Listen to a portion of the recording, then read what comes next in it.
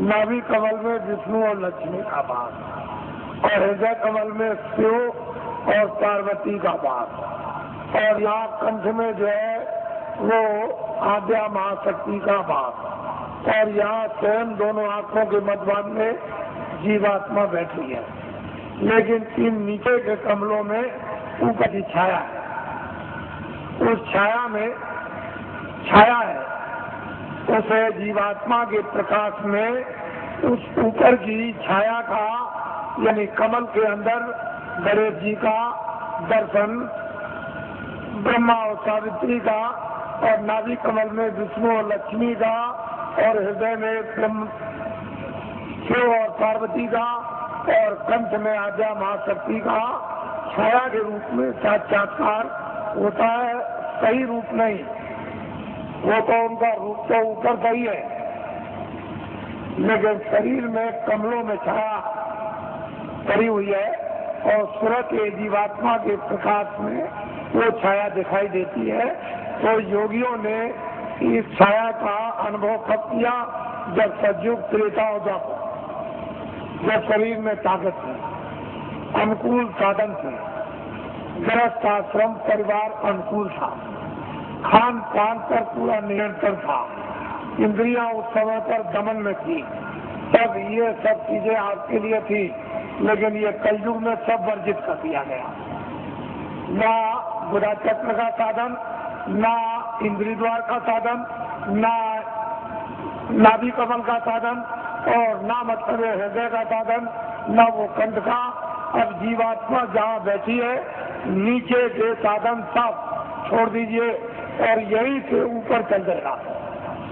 अब ऊपर मंजिल 5 और नीचे मंजिल 5, जहाँ जीवात्मा बैठी है दोनों आंखों के मध्यभाग में, ये तो जीवात्मा का शरीर में हृदय है, तो नीचे 5 स्थान और ऊपर 5 स्थान। अब बेचारी नीचे फंसी हुई थी, इसको महात्मा प्रकाश को कमल से समेट कर ले आए और यहाँ एक साथ केंद्रित कर दिया, यानी सिमटाव करके यहाँ खड़ा कर दिया। अब इसको आगे ले चलना तो सैदल कमल, और इसके बाद में ये ईश्वर का धाम, और फिर ऊपर में दूसरा स्थान ब्रह्म धाम, तीसरा स्थान पारब्रह्म धाम, और चौथा स्थान महाकाल, और 5वां स्थान जो है वो सत्य। इस तरह से ऊपर से उतार कर और नीचे ला करके डाल दी गई, दोनों वाक्यों के पीछे बैठाकर, और नीचे उतार दी गई जड़ता। अब इसको होती नहीं, कब इसकी चेतनता बरामद होगी? ये बिना महापुरुषों के कोई काम ये कर ही नहीं सकता, और आपके कितने जीवन कैसे बर्बाद होगा। इसलिए आपको किसी को ऊपर का राज नहीं, ऊपर क्या होगा? जहाँ जीवात्मा बैठी है मध्य भाग में ऊपर किसी में वो दिव्य तीर में क्या हो रहा है आपको कुछ पता नहीं। लेकिन जब साधक, जब प्यास लगती है, भूख लगती है, पिता जागती है, सब होती है, रोता भी है और जीता है, प्रार्थना भी पता है, जब भेद मिल जाता है तो श्रवण भी पता और ध्यान भी पता है, तो में चढ़ता है और संसार से जीतता है, अपने काम से जीतता है।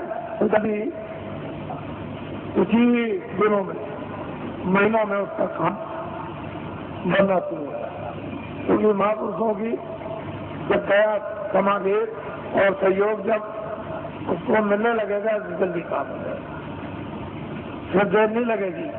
इसलिए महापुरुषों की दया और उनका सहयोग, उनकी शक्ति का अवश्य ही लेना पड़ेगा, क्योंकि अपने पास तो कुछ है नहीं। जब उनसे कुछ लेंगे तभी काम होगा, बगैर उसके नहीं होगा। तो मैं ये काम तो मामूली समझता हूँ, इस काम को तो कुछ नहीं समझता, बस केवल इतना ही है कि आप खड़े भर हो जाओ तो ये काम कुछ नहीं है।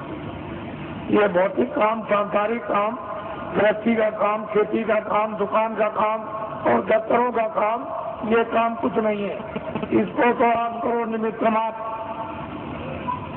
इस पर भी एक पैर रखो, उस पर भी। ये गृहस्थाश्रम है शरीर रक्षा का, तो एक नाव पर पैर रखो, एक गृहस्थाश्रम की, ये बाल बच्चों के पालन पोषण और परिवार और समाज इसकी सेवा के लिए एक नौका ये और एक ये नौका है जीवात्मा को पार होने की, ये नौका है शरीर रक्षा की। तो जब महात्मा मिल जाए तो धीरे से दोनों पर पैर रखवा देते हैं, इस पर भी जमाए रहो, इस पर भी जमाए रहो, और दोनों का बैलेंस अभी बराबर रखो। अभी तो आपका एक पर है, एक ही पर है। उन्होंने कहा नहीं, ये देखो नाव परमार्थ की, इस पर भी रख लो, ये स्वार्थ की नाव है, इस पर भी रखे रहो।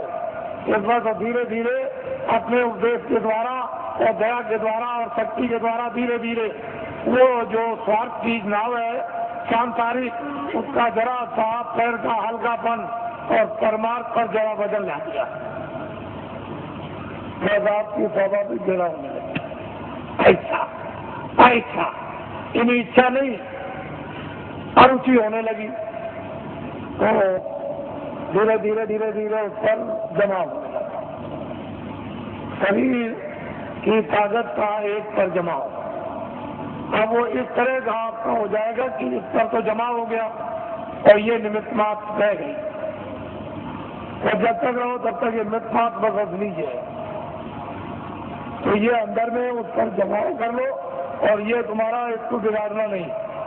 तो इसलिए हमने तो कोई ऐसा काम रखा नहीं है कि आपको गृहस्थ आश्रम का कोई काम बंद करना है, अगले करो, खाना खाओ, खेती करो, दुकान करो, दफ्तर करो, बच्चों की सेवा करो, आए गए का सत्कार करो, और जो भी रस्म रवाज उसको भी करो, ये सब करो। हमने सब प्रकार रखे, किसी काम को बंद नहीं किया। और ये है करना, यहाँ बैठ करके आप इधर से अपने ध्यान को हटा दो, थोड़ा खेती से, दफ्तर से, दुकान से, बच्चों से, इनसे उनसे थोड़ा 2 मिनट, 5 मिनट, 10 मिनट के लिए यहाँ ला करके मन को, बुद्धि को, चित्त को यानी जीवात्मा के साथ में इसको लगाकर वो थोड़ा सा सहयोग में काम, कुछ नहीं बिगड़ेगा, संसार बिल्कुल नहीं बिगड़ेगा। और परमार्थ जैसे आप यहाँ से दरवाजा खोल करके चल पड़े, बस चलने वाली बात, अगर एक कदम भी बढ़ गया तो फिर रुकने वाला नहीं, दूसरा कदम जरूर उठ जाएगा। तो चाली इस तरह की है जीवात्मा की कि जैसे ही एक कदम बढ़ा वह दूसरा परमात्मा। तो इसलिए आपको ये भेद है, अभी कुछ नहीं मालूम कि ऊपर क्या है, नीचे क्या है, ये कुछ नहीं है। साधक लोग क्या देखते हैं, क्या पाते हैं, क्या अनुभव करते हैं, क्या आनंद और शक्ति उनको मिलती है, अब ये तो बताने का आपको आदेश नहीं है। वैसे तो ये बता सकते हैं, लेकिन मैं ये नहीं चाहता हूँ कि आपको बताकर साधकों का नुकसान हो जाए। साधक अपनी चीज भी रखे और आपको कुछ समझा बुझा भी दें, इनका कोई नुकसान ना हो, आपका फायदा हो जाए। असल में चीज यह है कि गोपनीय राज ये साधक नहीं बताते, न बताएंगे तो इनसे तो कुछ आपको मिलेगा नहीं। लेकिन जब ये घेर घार करके यहाँ ले आएंगे तो फिर यहाँ सब कुछ आपको मिल जाएगा। बस ये समझ लो कि आपके पक्के साथी है, ऐसा मत समझो ये किसी बुराई की तरफ ये ध्यान नहीं देते हैं, ये अच्छाई की तरफ ध्यान देते हैं। इनका लक्ष्य है कि बुराई छूट जाए और अच्छाई में प्रवेश हो जाए। वैसे तो बुराई को बुराई आप भी घर में मानते हो, उससे आप भी दुखित हो जाते हो कि ये बुरा है। तो दूसरा अगर आपको ये कह दे कि ये बुरा है तो वो जानता है इसलिए कहता बुरा, आप जानते हो तो आप कहते हो बुरा, तो बुराई ही है और अच्छाई अच्छाई है।